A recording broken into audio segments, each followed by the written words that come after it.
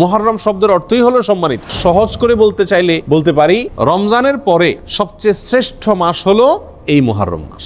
মুহররম মাসের একটি বিশেষ করণীয় আছে, আর সেই করণীয়টা হলো আমরা সংক্ষেপে আজকে জেনে নিব যে মুহররম মাসের কি গুরুত্ব কোরআন এবং হাদিসের দৃষ্টিতে আছে, এবং এই মাস উপলক্ষে একজন মুমিনের জন্য কি কি করণীয় আছে, আর এই মাস উপলক্ষে একজন মুমিনের জন্য কি কি বর্জনীয় আছে। আল্লাহ যে মাসকে সম্মানিত বলে ঘোষণা দিয়েছেন, মর্যাদাপূর্ণ বলে ঘোষণা দিয়েছেন, সেই মাসগুলো কখন আসে, কখন যায়, বা কোন কোন মাস সম্মানিত মাস, কোন কোন মাস সাধারণ মাস, এই সম্পর্কে আমাদের সমাজে খুব একটা ধারণা নাই বললেই চলে। আমরা এখানে যারা আছি আমরাও বেশিরভাগ লোক জানি না কোনটা সম্মানিত মাস আর কোনটা সাধারণ মাস, ঠিক না ভাই? ঠিক। অথচ কোরআনে কারিমে আল্লাহ সুবহানাহু ওয়া তাআলা এই সম্মানিত মাস সম্পর্কে বেশ কয়েকটি আয়াতে বিস্তারিত বিবরণ উল্লেখ করেছেন।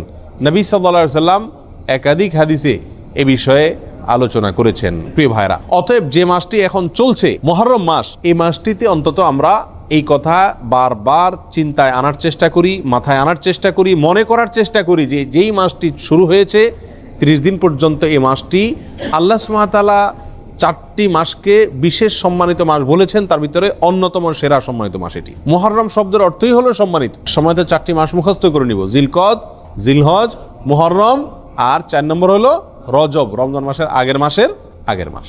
অতএব মুহররম মাসটি এই 4টি সম্মানিত মাসের মধ্যে আবার সবচেয়ে বেশি সম্মানিত মাস, সবচেয়ে বেশি মর্যাদাপূর্ণ মাস। আমরা আরো সহজ করে বলতে চাইলে বলতে পারি রমজানের পরে সবচেয়ে শ্রেষ্ঠ মাস হলো এই মুহররম মাস। সম্মানিত মাসের করণীয় কি? সবচেয়ে বড় কথা হলো সম্মানিত মাসের সম্মান দেওয়া। সম্মানিত মাসের কি দেওয়া? সম্মানী মানুষকে যেরকম সম্মান দিতে হয়, আল্লাহ যেহেতু এই মাসকে সম্মানিত ঘোষণা করে দিয়েছেন, অতএব এই মাসকে সম্মান দেওয়া। এই মাসকে সম্মান আমরা কিভাবে দেব? নেক কাজ, ভালো কাজ, পাঁচ ওয়াক্ত সালাত ইত্যাদি, এগুলোকে সময় মতো আদায় করব। অন্য মাসে যদি একটু গাফলতি করি, এই মাসে গাফলতি করব না। এই কথা মাথায় রেখে যে এটা সাধারণ মাস না, এটা কি মাস? সম্মানিত মাস। মুহররম মাসের একটি বিশেষ করণীয় আছে, আর সেই করণীয়টা হলো এই মাসে বেশি বেশি নফল রোজা রাখা, নফল সিয়াম রাখা। নবী সাল্লাল্লাহু আলাইহি সাল্লাম সহিহ মুসলিমের হাদিসে আসছে, তিনি ইরশাদ করেছেন, আফদালুস সিয়ামি বা'দা রমাদান শাহরুল্লাহিল মুহররম। রমজানের পরে সবচেয়ে উত্তম রোজা হলো আল্লাহর মাস মুহররম মাসের রোজা। অতএব এই মাসের করণীয় হলো বেশি বেশি নফল রোজা রাখা। রমজানের পরে সবচেয়ে উত্তম নফল রোজার জন্য উত্তম মাস হলো এই মাস। নফল রোজার শ্রেষ্ঠ মাস মুহররম মাস। প্রিয় ভাইরা, আমরা বেশিরভাগ মানুষ মুহররম মাস উপলক্ষে আশুরার 1-2টা রোজা রাখি, ওইটা আশুরা উপলক্ষে, ওইটা ভিন্ন।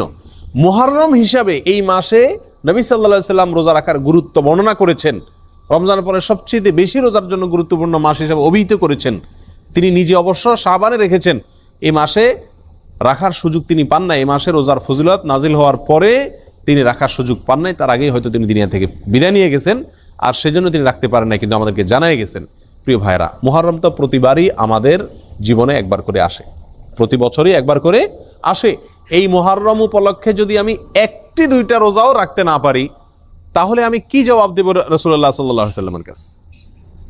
কথা বুঝে আসছে? এই মুহররম উপলক্ষে যদি 1টি রোজাও আমি না রাখি, তাহলে নবী সাল্লাল্লাহু আলাইহি ওয়াসাল্লাম যে মাসের রোজার এত গুরুত্ব বর্ণনা করছেন, সেটাকে আমি কোনো কি করলাম না, কেয়ারই করলাম না, পাত্তাই দিলাম না, ঠিক না ভাই? ঠিক। এই জন্য ভাই, সুযোগ অনুযায়ী অন্তত 1-2টা রোজা হলেও রাখার চেষ্টা করি।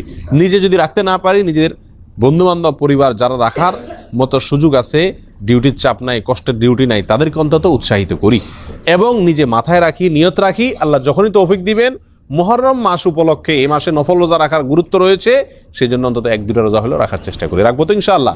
আল্লাহ তাআলা আমাদের সকলকে তৌফিক দান করেন। প্রিয় ভাইরা, এই হলো মুহররম মাস উপলক্ষে করণীয়। একমাত্র করণীয় হলো এই মাসে বেশি বেশি নফল রোজা রাখা, আর সম্মানিত মাস হিসেবে গুনাহের কাজ কম করা, নেকির কাজ ভালো করে বেশি করে করার চেষ্টা করা, যুদ্ধ বিগ্রহ না করা।